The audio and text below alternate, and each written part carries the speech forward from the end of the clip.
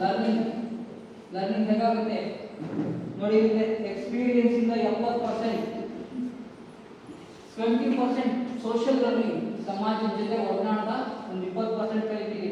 ಟ್ರೈನಿಂಗ್ಗಳು ಮಾಡ್ತಾ ಇದೆಯಲ್ಲ, ಈ ಥರ ಟ್ರೈನಿಂಗ್ 10% ಇದೆ. ನಾವು ಕ್ಲಾಸ್ ಮಾಡಿ ಟೀಚಿಂಗ್ ಮಾಡಿದಲ್ಲ 10% ಕಲಿಯೋದು. ನೋಡಿ ಈ ಕಡೆ ಸೈಡ್ ಪಿರಮಿಡ್ ಅಂತ ಇದೆ ನೋಡಿ, ಲರ್ನಿಂಗ್ ಪಿರಮಿಡ್ ಅಂತ. ಲೆಕ್ಚರ್ ಪಾಠ ಮಾಡ್ತೀವಲ್ಲ ನಾವು, ಪಾಠ ಮಾಡಿದ್ರೆ 5% ಕಲಿಯೋದು.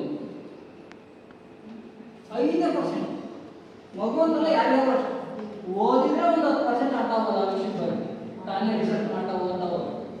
ಆಮೇಲೆ ಆಡಿಯೋ ವಿಡಿಯೋ, ಇವಾಗೆಲ್ಲ ಮೊಬೈಲ್ ಆಡಿಯೋ ಅಂದ್ರೆ ಆಡಿಯೋ ವಿಡಿಯೋ.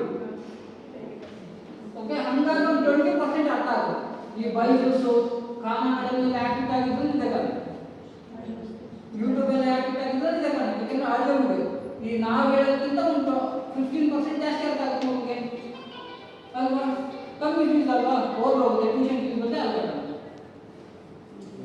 ಸೊ ಹಾಗಾಗಿ ಡೆಮಾನ್ಸ್ಟ್ರೇಷನ್ ನಾವು ಮಾಡ್ತಾ ಇದ್ದೀವಿ, ಅದನ್ನ ಹಂಗೆ ಮಾಡಿದ್ರೆ ಒಂದು 30% ಅರ್ಥ ಆಗುತ್ತೆ. ನಾನು ಎಷ್ಟು ಒಳ್ಳೆ ಕೊಡೋದ್ಕಿಂತ ಒಂದು ಮಾಡಿಬಿಟ್ಟು ಅರ್ಥ ಆಗುತ್ತೆ.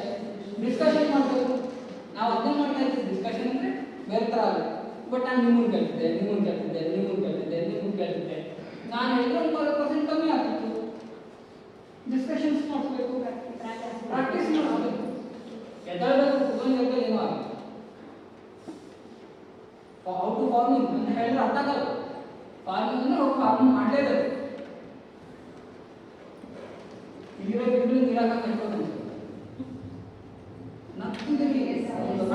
ಶಾಲೆ ಇದೆ, ರಾಯಚೂರಲ್ಲಿ ಶಾಲೆ ಇದೆ, ಕರ್ನಾಟಕ ತುಂಬ ಓಡಾಡೋದಕ್ಕೆ ಹೇಳ್ತಾರೆ. ಎಕ್ಸಾಂಪಲ್ ಕೊಡಿ, ಆ ಶಾಲೆಯಲ್ಲಿ ಟೀಚರ್ ಶಾಲೆ ಒಳಗೆ ಹೋದ್ರೆ ಆ ಟೀಚರ್ ಒಂದು ಗಿಡ ನೆಡಬೇಕು.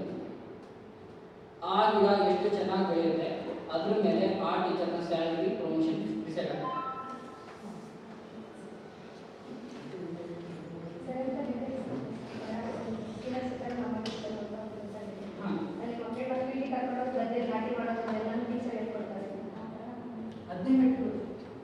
ಪ್ರಾಕ್ಟೀಸ್ ಮಾಡಬೇಕು.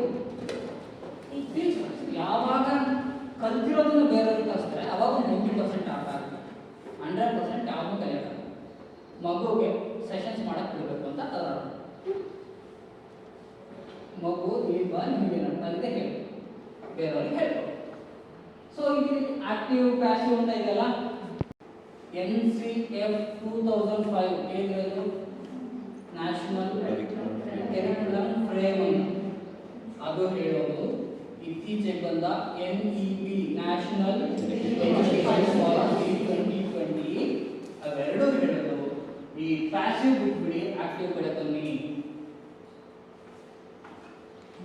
ಅವ್ರು ಹೇಳ್ತಾರೆ ಮಗುನ ಇಂಟ್ರಾಕ್ಟ್ ಮಾಡಿ, ಮಗುನ ಎಂಗೇಜ್ ಮಾಡಿ, ಮಗುಗೆ ಎಕ್ಸ್ಪ್ಲೋರ್ ಮಾಡಕ್ ಬಿಡಿ, ಮಗುಗೆ ಎಕ್ಸ್ಪ್ಯಾಂಡ್ ಮಾಡಕ್ ಬಿಡಿ, ಎಕ್ಸ್ಪ್ಲೈನ್ ಮಾಡಕ್ ಬಿಡಿ, ಇವ್ಯಾಲ್ಯೂಯೇಟ್ ಮಾಡಕ್ ಬಿಡಿ, ಅಥವಾ ನೆಕ್ಸ್ಟ್ ಟೈಮ್ ಕ್ರಿಯೇಟ್ ಮಾಡಕ್ ಬಿಡಿ.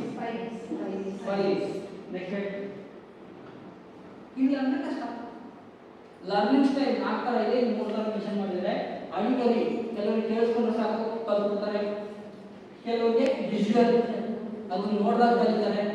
ನೆಕ್ಸ್ಟ್ ಬಂದು ಕೈನೆಟಿಕ್ ಅಂತ, ಅವ್ರು ಮಾಡಿದ್ರೆ ಅರ್ಥ ಆಗುತ್ತೆ. ನೀವು ಎಷ್ಟು ಕೇಳಿರೋ ಏನಕ್ಕೋಸ್ಕರ ಅರ್ಥ ಆಗಲ್ಲ, ಅವ್ರು ಮುಟ್ಟಿ ಮಾಡಬೇಕು.